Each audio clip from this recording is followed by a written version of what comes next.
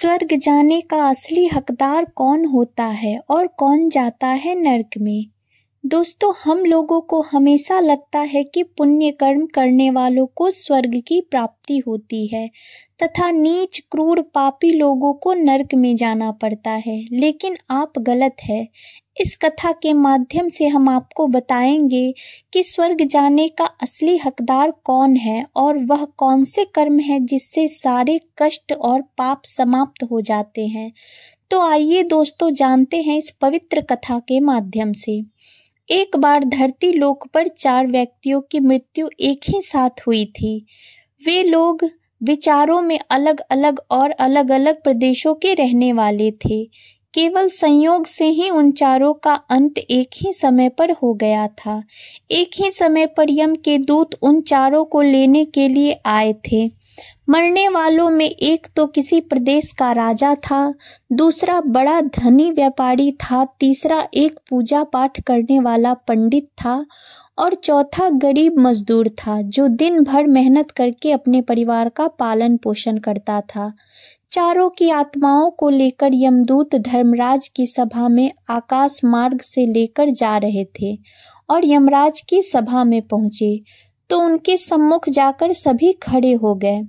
चारों सोच रहे थे कि कौन स्वर्ग में जाएगा और कौन नर्क में जाएगा।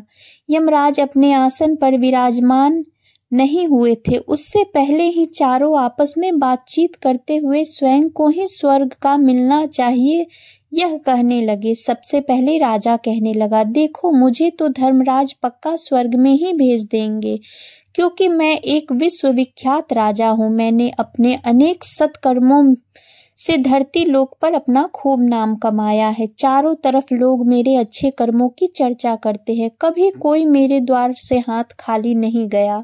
मैंने उसे इतना दिया कि वह जीवन भर मेरा नाम भूल नहीं पाया है। हर तरफ मेरे नाम का यशगान हो रहा है। मेरे द्वारा लुटाए गए दान से लाखों लोगों को खाने को अन्न मिला और रहने को आसरा मिला। इसलिए मेरे कर्मों को देखते हुए धर्मराज मुझे पक्का ही स्वर्ग में भेजेंगे। दोस्तों, राजा की बात सुनकर वह धनी व्यापारी कहने लगा, भाई मैंने तो पृथ्वी लोक पर रहकर खूब धन कमाया और उस धन से मैंने लाखों लोगों की सहायता की है। मैंने अपनी कमाई का 11वां हिस्सा सदैव दीन दुखियों की सहायता में उपयोग की है। मेरे शुभ कर्मों को देखते हुए धर्मराज मुझे ही स्वर्ग में भेजेंगे और यह बात मैं पहले से ही जानता हूँ। व्यापारी की बात सुनते ही पंडित जी कहने लगे, अरे भाई, क्यों फिजूल की बातें कर रहे हो। स्वर्ग में जाना कोई आसान काम नहीं है। स्वर्ग में जाने के लिए दान के साथ साथ पूजा पाठ करना पड़ता है। इसलिए स्वर्ग में प्रस्थान तो मैं ही करूँगा, क्योंकि मैंने भगवान का खूब पूजा पाठ किया है। पूरा जीवन मेरा पूजा आराधना में बीता है। मेरे शुभ कर्मों के कारण मेरे ही लिए धर्मराज स्वर्ग का दरवाजा खोलेंगे। यह बात मैं अच्छी तरह से जानता हूँ। जब इस प्रकार तीनों ने अपनी अपनी बातें की और अपने अपने विचार रखे, फिर वह तीनों लोग उस चौथे व्यक्ति मजदूर की ओर देखते हैं कि अब यह क्या कहता है। क्या इसने भी कोई अच्छा काम किया है या नहीं, या फिर इसका पूरा जीवन मजदूरी करते करते हुए दूसरों के अधीन रहकर ही बीता है। मजदूर उन सब की बातों को चुपचाप नीचे नजरें झुकाए खड़ा सुनता रहा और वे तीनों बड़े गर्व से अपनी प्रशंसा में जुटे थे। तभी धर्मराज अपने साथी चित्रगुप्त के साथ दरबार में हाजिर होते हैं। चित्रगुप्त ने राजा को अपने पास बुलाया और पूछने लगी, तुम बताओ, तुम तो धरती पर बड़ी विख्यात राजा थे। तुमने अपने जीवन में कौन कौन से शुभ काम किया तथा कितने लोगों को दान दिया है तथा कितने लोगों का भला किया है। मैं अपनी पुस्तक में देखकर यह फैसला करूंगा कि आप स्वर्ग में जाने के अधिकारी हैं या नहीं। तब बड़े गर्व के साथ राजा अपने कर्मों को बताता है। हे भगवान, मैं एक बहुत बड़े राज्य का स्वामी था। मेरा राज्य बड़ा ही समृद्ध और खुशहाल था। मेरे राज्य में दीनहीन गरीब लोग बहुत कम थे। सब मेरी छत्र छाया में बड़े आनंद के साथ जीवन यापन कर रहे थे। मैंने अपने राज्य के लोगों को किसी चीज की कमी नहीं होने दी। मेरे यहाँ हर भूखे को भोजन मिलता था। लाखों की धन मोहरें उन्हें रोज दान में दी जाती थी। प्रजा के लोग मुझसे बहुत प्रेम करते थे, खुश रहते थे। दिन रात में यही मेरे जीवन के अच्छे कर्म हैं। राजा की बात सुनकर चित्रगुप्त ने अपनी पुस्तक उठाई और उसे देखकर राजा से कहा कि तुम जो भी कह रहे हो वो बिल्कुल सत्य है, परंतु तुमने एक बड़ा अपराध भी किया है। तुमने अपने राज्य की सीमा को बढ़ाने के लिए जितने युद्ध लड़े हैं, उन युद्धों में हजारों लाखों की संख्या में सैनिकों ने अपनी जान गंवाई है। उन सबकी मृत्यु का कारण तुम बने हो। उनके परिवारों को, उनके बच्चों को अनाथ करने वाले तुम हो। उनकी स्त्रियों को विधवा बनाने वाले भी तुम हो। उनकी माँ की गोद भी सूनी करने वाले तुम हो। तुमने अपने ही सैनिकों के हजारों परिवारों को हमेशा दुख दिया है। युद्ध लड़कर राज्य बढ़ाने से अच्छा था कि तुम पड़ोसी देशों से मित्रता करके उनके साथ व्यापार बढ़ाते। आपका राज्य तब भी समृद्ध और संपन्न रहता। तुमने अपनी प्रजा को नहीं, सैनिकों को सुखी बनाया है, इसलिए तुम स्वर्ग के अधिकारी नहीं हो। यह बात सुनकर राजा चुपचाप पीछे हो गया। उसके बाद चित्रगुप्त ने व्यापारी से पूछा, आपने धरती पर कौन कौन से अच्छे कर्म किए हैं? तब व्यापारी कहता है, हे धर्मराज, मैं जितना धन धरती पर कमाया है उसका 11वां भाग अच्छे कर्मों में लगाया। लाखों लोगों को भोजन कराया, कई आश्रमों को दान दिया है, कई बेघर लोगों को अपने धन से भर दिया, कई शहरों में मंदिरों का निर्माण कराया है, कई जगह पर धर्मशालाएं बनवाई हैं, कई तीर्थों में भंडारे करवाए हैं। यही मेरे जीवन के अच्छे कर्म हैं। व्यापारी की बात सुनने के बाद चित्रगुप्त ने अपनी पुस्तक खोली, जिसमें उसके जीवन के सारे अच्छे बुरे कर्म लिखे हुए थे। चित्रगुप्त ने बताया कि देखो, तुम जो कह रहे हो वह सत्य है। तुमने धरती पर खूब दान धर्म किया, पर तुम्हारा पाप यह है कि तुमने धरती पर जो दान धर्म किया है वह तुमने उस पैसे से किया है जिसको कमाने के लिए तुमने बहुत झूठ बोला है। तुमने बहुत ठगी की है, कई चीजों में मिलावट करके बेचा है, नकली चीजों को असली के दाम में बेचा है, कितने व्यापारियों को रास्ते से हटाया है। तुम्हारे इन कर्मों से अनजाने में कितने लोग बीमार होकर मर गए हैं, कितनों ने आत्महत्या कर ली। किसानों की मेहनत का पैसा तुम्हारे पास चला आया, उन लोगों की बद्दुआएं तुम्हारे पास है, इसलिए तुम्हारे पास भी तुम्हारा कोई शुभ कर्म नहीं है। तुम स्वर्ग में जाने के अधिकारी नहीं हो। चित्रगुप्त की बात सुनकर व्यापारी भी बड़ा उदास होकर पीछे हो गया।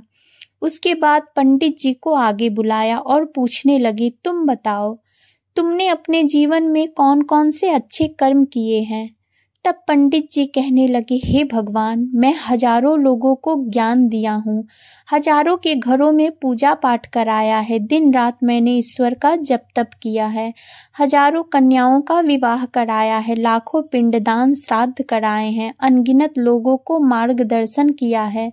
इसके ज्यादा शुभ कर्म और क्या हो सकता है? तब चित्रगुप्त जी अपनी पुस्तक को देखकर कहते हैं, हे पंडित जी, आपने वास्तव में हजारों लोगों को ज्ञान दिया है, लेकिन उन ज्ञान पर कभी खुद अमल नहीं किया है।